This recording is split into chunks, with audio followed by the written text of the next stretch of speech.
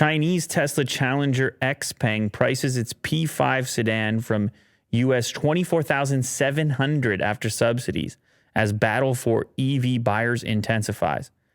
That price keeps coming down. Competition is for real, particularly in China. There's a lot of brands to choose from, including XPeng.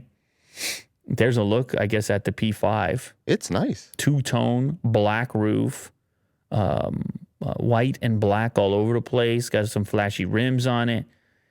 You might spot Willie doing a P5. You never know. Don't mind that.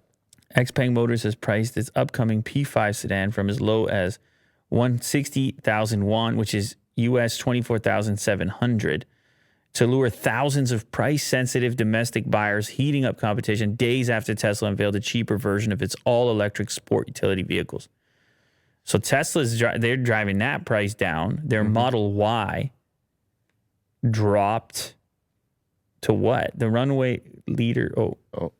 I saw it right there, actually. It was in the article.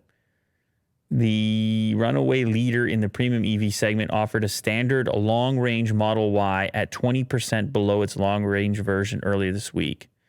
So around 200,000 by the looks of it in local currency. So very close. And of course, that applies pressure to the other brands to be competitive and to either get to at least that price or to even go below it.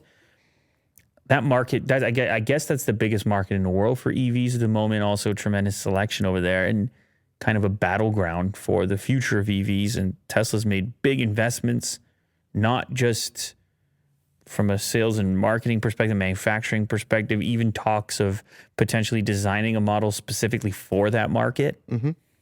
So it'll be interesting to see how it plays out, but it is hot over there.